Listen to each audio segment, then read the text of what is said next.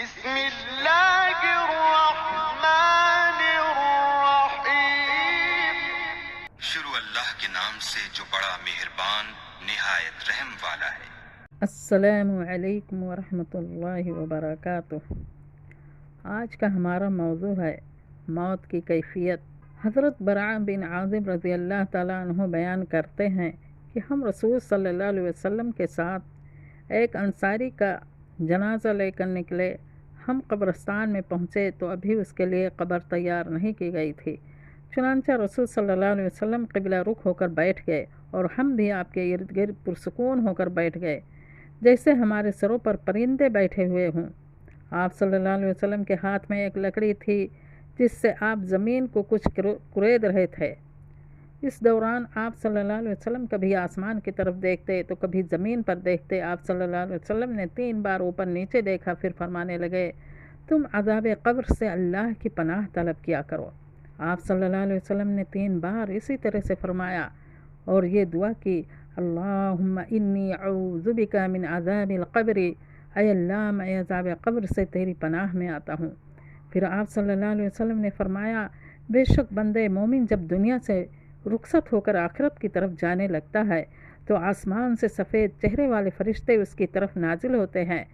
ان کے چہرے سورج کی طرح روشن ہوتے ہیں، ان کے ساتھ جنت کے کفنوں میں سے ایک کفن اور جنت کی خوشبو میں سے ایک خوشبو ہوتی ہے، وہ اس سے حد نگاہ تک دور بیٹھ جاتے ہیں۔ پھر ملک الموت آتا ہے اور اس کے سر کے پاس بیٹھ کر کہتا ہے، اے پاک روح، تو اللہ کی مغفرت اور اس کی رضا کی طرف نکل۔ آپ صلی اللہ علیہ وسلم نے فرمایا تو اس کی روح یوں نکلتی ہے جیسے مشکیزے سے پانی کا ایک قطرہ بہہ نکلتا ہے، پھر وہ فرشتہ اسے پکڑ لیتا ہے، وصول کر لیتا ہے۔ ایک روایت میں ہے کہ جب اس کی روح نکلتی ہے تو زمین و آسمان کے درمیان اور اسی طرح آسمان پر جتنے فرشتے ہوتے ہیں سب اس کی نماز جنازہ پڑھتے ہیں۔ آسمان کے دروازے اس کے لیے کھول دیے جاتے ہیں اور ہر دروازے پر متعین فرشتے اللہ سے دعا کرتے ہیں کہ اس کی روح کو ان کے راستے سے اوپر لے جایا جائے۔ پھر جب ملک الموت اس کی روح کو قبض کر لیتا ہے تو وہ فرشتے جو اس کے لیے جنت سے کفن اور خوشبو لے کر آتے ہیں اور دور بیٹھے ہوئے ہوتے ہیں، وہ پلک جھپکتے ہی اس کے پاس آ جاتے ہیں اور ملک الموت سے اس کی روح کو لے لیتے ہیں اور اسے جنت کے کفن اور خوشبو میں لپیٹ دیتے ہیں۔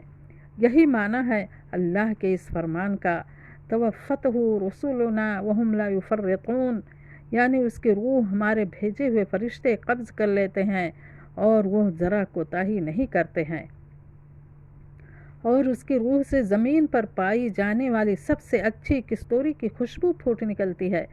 رسول صلی اللہ علیہ وسلم نے فرمایا، پھر اسے لے کر آسمان کی طرف اوپر جاتے ہیں اور وہ جتنے فرشتوں کے پاس سے گزرتے ہیں سب کہتے ہیں یہ کتنی پاکیزہ روح ہے، تو وہ جواب دیتے ہیں یہ فلاں بن فلاں ہے۔ وہ اسے سب سے اچھے نام کے ساتھ ذکر کرتے ہیں جس کے ساتھ اس کا دنیا میں تذکرہ کیا کرتے تھے، یہاں تک کہ وہ اسے لے کر آسمان دنیا یعنی پہلے آسمان پر پہنچ جاتے ہیں۔ فرشتے اس کے لیے دروازہ کھلواتے ہیں، چنانچہ ان کے لیے دروازہ کھول دیا جاتا ہے۔ پھر آسمان پر اللہ کے سب سے مقرب فرشتے اسے الوداع کہنے کے لیے دوسرے آسمان تک اس کے ساتھ جاتے ہیں، یہاں تک کہ وہ اسے 7ویں آسمان تک لے جاتے ہیں تو اللہ تعالیٰ فرماتا ہے، میرے بندے کی کتاب علیین میں لکھ دو۔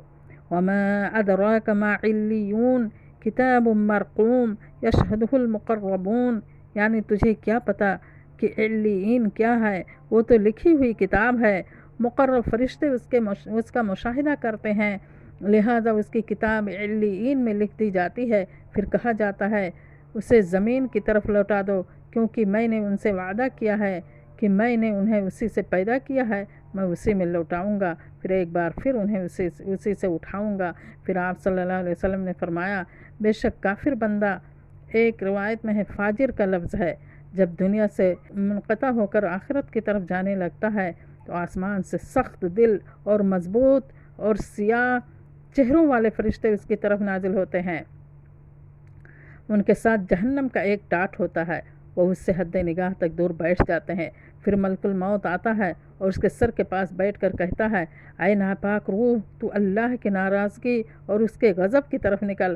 آپ صلی اللہ علیہ وسلم نے فرمایا، اس کی روح اس کے جسم میں ادھر ادھر بھاگتی ہے، دوڑتی ہے، تو ملک الموت اسے یوں کھینچتا ہے جیسے گوشت بھوننے والی سیخ کو گیلے کپڑے سے کھینچا جاتا ہے۔ اس سے اس کی رگیں اور آنتیں ٹکڑے ٹکڑے ہو جاتی ہیں۔ پھر زمین آسمان کے درمیان اور اسی طرح آسمان پر جتنے فرشتے ہوتے ہیں سب اس پر لعنت بھیجتے ہیں، اور آسمان کے دروازے اس کے لیے بند کر دیے جاتے ہیں، اور ہر دروازے پر متعین فرشتے اللہ سے دعا کرتے ہیں کہ اس کی روح کو ان کے راستے سے اوپر نہ لے جایا جائے۔ پھر جب ملک الموت اس کی روح کو قبض کر لیتا ہے تو فرشتے جو اس کے لیے جہنم سے ٹاٹ لے کر آتے ہیں اور دور بیٹھے ہوتے ہیں، وہ پلک جھپکتے اس کے پاس آ جاتے ہیں اور ملک الموت سے اس کی روح کو لے لیتے ہیں اور اسے اس ٹاٹ میں لپیٹ دیتے ہیں، اور اس کی روح سے زمین پر پائی جانے والی کسی مردہ جانور کی سب سے گندی بدبو پھوٹ نکلتی ہے۔ پھر وہ اسے لے کر آسمان کی طرف اوپر جاتے ہیں، اور وہ جتنے فرشتوں کے پاس سے گزرتے ہیں سب کہتے ہیں، یہ کتنی ناپاک روح ہے؟ تو وہ جواب دیتے ہیں، فلاں بن فلاں ہے، اور وہ اسے سب سے بدترین نام لے کر ذکر کرتے ہیں جس کے ساتھ دنیا میں اس کا تذکرہ کیا جاتا تھا، یہاں تک کہ وہ اسے لے کر آسمان دنیا یعنی پہلے آسمان پر پہنچ جاتے ہیں تو فرشتے اس کے لیے دروازہ کھلواتے ہیں، لیکن اس کے لیے دروازہ نہیں کھولا جاتا ہے۔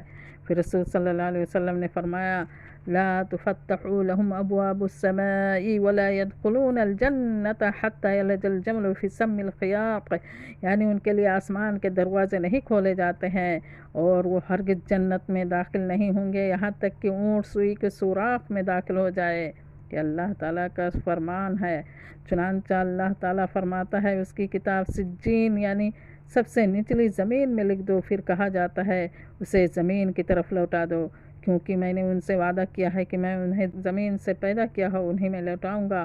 تو اس کی روح کو آسمان سے زمین کی طرف پھینک دیا جاتا ہے یہاں تک کہ اس کے جسم میں واپس آ جاتی ہے۔ پھر یہ آیت پڑھی، وَمَن يُشْرِكْ بِاللَّهِ فَكَأَنَّمَا خَرَّ مِنَ السَّمَاءِ فَتَخْطَفُهُ الطَّيْرُ أَوْ تَهْوِي بِهِ الرِّيحُ فِي مَكَانٍ سَحِيقٍ، اور اللہ کے ساتھ شریک کرنے والا گویا آسمان سے گر پڑا، اب یا تو اسے پرندے اچک لے جائیں گے یا ہوا کسی دور دراز جگہ پر پھینک دے گی۔